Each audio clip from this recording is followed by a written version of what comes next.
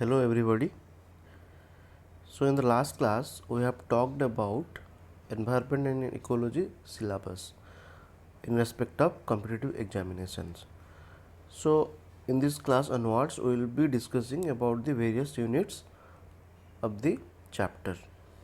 So our first unit is ecology and environment. So the basic things we need to understand, that means what is environment. Everything that surrounds or affects an organism during its lifetime is collectively known as environment.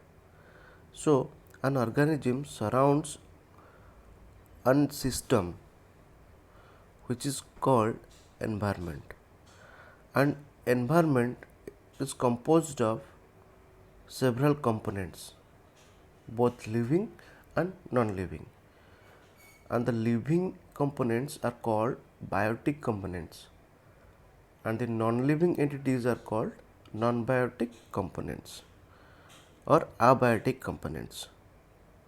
Okay. So basically the environment is defined as the sum total of living and non-living components that influences events surrounding an organism. So in living components there are various entities, and in non-living or abiding components there are various entities. In living or biotic components there are green plants, non-green plants, decomposers, parasites, animals, man, all are categorized into biotic components. And under the head non-living or abiotic components, energy, radiation, water, fire, gravity, soil, all these are included under abiotic component.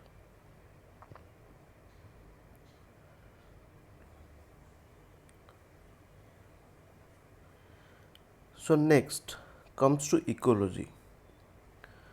So ecology is a scientific study of the reciprocal relationship between organisms and with their environment. So two things are there.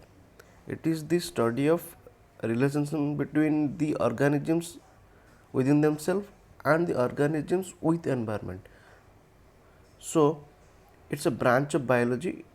It's nothing but a branch of biology. The term ecology was coined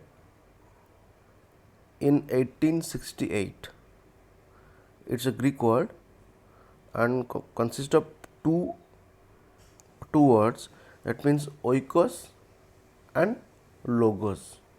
Oikos means home and logos means to study. So basically it means it is the home of nature, it is the study of home of nature. So ecology defined as, I will be providing you the notes hereafter. First try to understand. Ecology is defined as a scientific study of the relationship of living organisms with each other and with their environment. So two things are there. Ecology means the relationship between the organisms and environment. This is what the ecology is. Okay. So then comes to biotic, abiotic components. I have talked about all these things in previous slide. Okay, I am just touching it. Living organisms are considered as biotic components and non-living ones are under abiotic components. Examples of I have given already. So then move to next slide.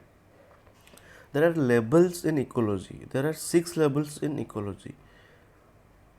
First one is individual, then population, third one is community, fourth one is ecosystem, then biome, then biosphere. So biosphere is the last level of ecology, and the smallest unit of ecology is your individual. So we will discuss it one by one.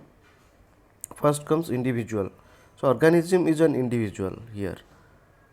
being that has the ability to act or function independently. So individual means it's a single entity, like a deer or a tiger in some biosphere. Okay. Then comes to population. So what is population? There are various types of definitions, but in ecology it is defined as a group of organisms, usually of the same species.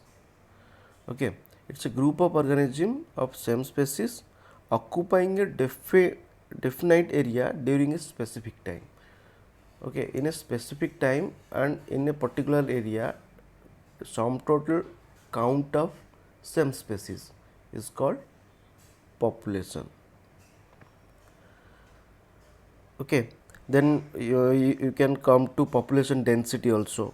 Okay, so in third point, community. What is community? Community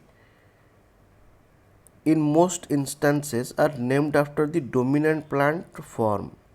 So basically what is community? Community is nothing but your, it's a fixed, it's not fixed or rigid. Okay, community can be of small and community can be of large. Population of plants and animals seldom occur by themselves, so community is the population of having similar characters of animals or plants. Okay, so it's a summation of the similar characters of individuals clubbed together.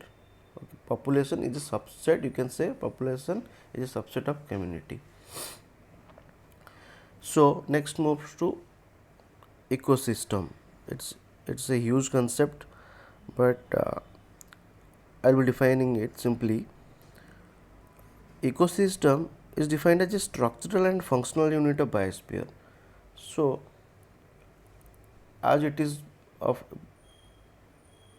more importance in nature, so it's a structural and functional unit of biosphere. An ecosystem is a complex set of relationships among living resources, habitats and residents of an area. It can vary in size and elements, but each is functioning unit of nature. So in ecosystem you can find terrestrial ecosystem, marine ecosystem. So different type of ecosystems are there. Forest ecosystem, grasslands, grassland ecosystem. So it's a system of structural and functional unit of biosphere, both interacting and exchanging materials between them. Okay, so in onward classes we will be more discussing about the ecosystem. Okay, then components of ecosystem, I am just telling you that I have told you that abiotic components and biotic components are the components of ecosystem. You need to know about all these components. Then comes to biome. So what is biome? So biosphere is consists of a segregated portion called biomes. So biomes is nothing but terrestrial part of the biosphere, which is divisible into enormous regions characterized by climate, vegetation, animal life and general soil type. So according to your climate, vegetation, animal life and general soil type, biomes are divided, biomes are categorized. So all the biomes are different, no two biomes are alike. The climate determines the boundaries of a biome and abundance of plants and animals found in each of them. So climate here plays a important role segregating a biome from one to another. Similarly, there are number of biomes found in our earth: tundra biome, taiga biome, temperate deciduous forest biome, tropical rainforest biome, savanna, grassland, desert biome. All these are biomes of different nature, and we will be covering it in separate classes. Then comes to biosphere. Biosphere is a part of the earth where life can exist. So, in biosphere, organisms exist, life exists. Biosphere represents a highly integrated and interacting zone comprising of atmosphere, hydrosphere and lithosphere. So, it is the intersection area of atmosphere, lithosphere, hydrosphere. So, where life can exist. Okay. Then next you can see the individual, population, community, ecosystem, biome and biosphere. Biosphere being the large one has been placed in the last part of the environment, and individual is the smallest unit, so it has been placed in the first. Okay. So, in this class we taught about the basic concepts regarding environment, ecology, biosphere, biome. In next classes we will be discussing about the aspects of all these things elaborately. Okay, so please do comment about your doubt and what you expect from the classes. Thank you.